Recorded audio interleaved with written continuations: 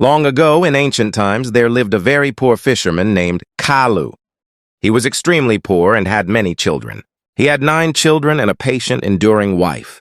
Kalu owned nothing in this world except his old fishing net, which he carried every morning to the sea. He would ask God for sustenance for himself and his children. If he caught nothing, he returned home broken-hearted. If he caught fish, he sold them in the market and bought food for his family.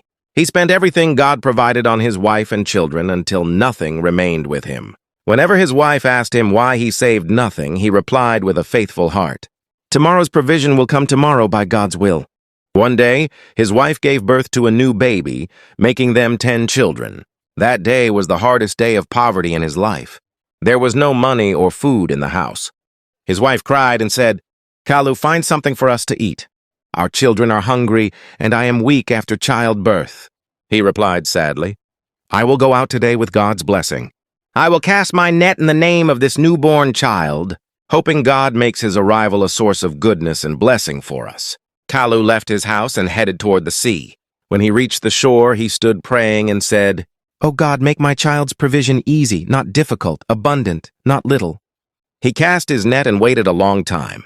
When he pulled it out, it was full of weeds with no fish. He cast it again, waited patiently, then pulled it out. Still no fish. He moved from place to place, seeking God's provision until sunset. In the end, he caught nothing. He wondered to himself, did God create this child without provision? That can never be, for God has guaranteed sustenance for his servants. With a heavy heart, he carried his net and returned home, thinking of his hungry children and his weak wife. On his way back, he passed by a bread oven. He smelled the fresh bread and desired it deeply, but he had no money to buy any. The baker noticed the exhaustion and hunger on his face and called out, "Come, fisherman, do you want bread?" Kalu remained silent out of shyness. The baker, a kind-hearted man, said, "Speak without shame. God is generous. If you have no money, I will give you what you need and wait until goodness comes to you." Encouraged, Kalu said, "By God, my brother, I have no money.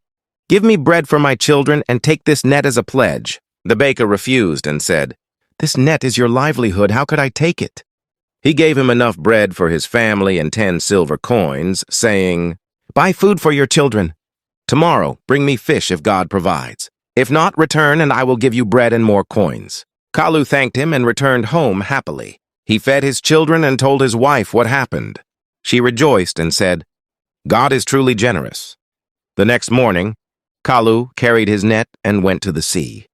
He asked God to help him repay his debt and keep his honor before the baker. He cast his net again and again, but no fish appeared. All day passed, and he caught nothing. He returned home worried and avoided passing by the bakery out of shame. But the bakery was crowded, and the baker saw him and called out, "Fisherman, come and take your bread and money. It seems you forgot." Kalu replied, "I did not forget. I was only ashamed. I caught nothing today." The baker smiled and said, "Do not be ashamed. Did I not tell you I would be patient until goodness comes to you? Take what you need and do not worry." He gave him bread and 10 silver coins again. Kalu returned home and told his wife what happened. She said, "God is generous. Goodness will come and you will repay him." For 40 days, Kalu went to the sea every morning and returned every evening without catching fish. Each day, the baker gave him bread and money without asking for repayment, saying, "This is not the time for settlement. When goodness comes, then we will settle." One day, Kalu became deeply hopeless and said to his wife, "I want to cut this net and leave fishing. It feels like my provision from the sea has ended." She replied, "God is generous. Relief will come." He said, "Until when? I have melted from shame before the baker. Each time I pass his oven, he gives me bread and money." She answered, "Praise be to God who sent us someone to feed us. What do you dislike about this?"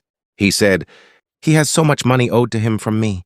"One day he will surely ask for it," she replied. "If that day comes, tell him to wait until the goodness we expect arrives." He asked, "And when will this goodness come?" She said, "God is generous." Kalu carried his net and went to the sea.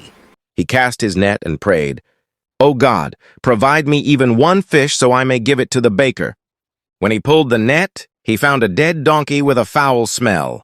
Great sorrow filled his heart, and he said, "I told my wife my provision from the sea has ended.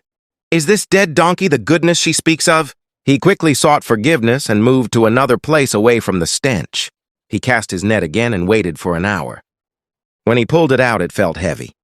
Inside the net was a strange creature, half fish and half human.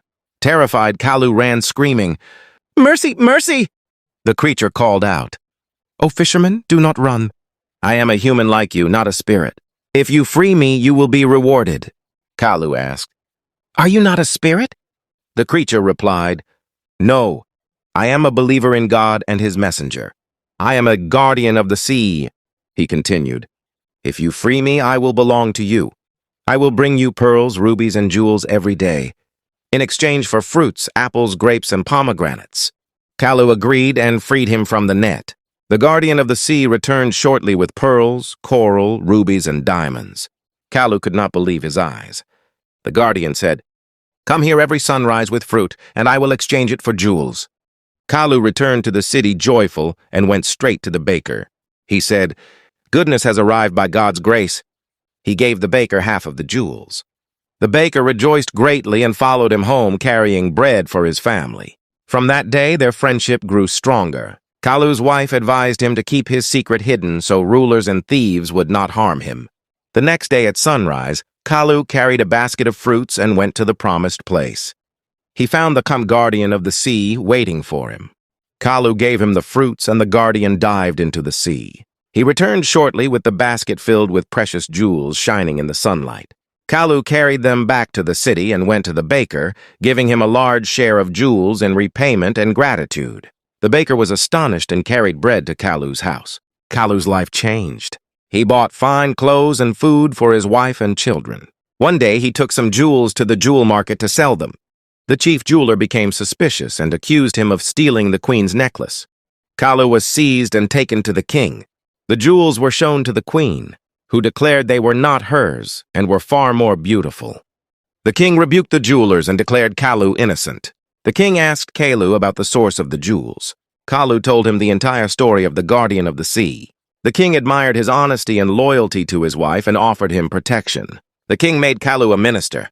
His wife was honored, and their children were brought to the palace and cared for. Despite his new status, Kalu never forgot the baker who helped him during hardship. He searched for the baker and found him hiding in fear. Kalu reassured him and brought him before the king, explaining his kindness and patience. The king was amazed and appointed the baker as a minister as well.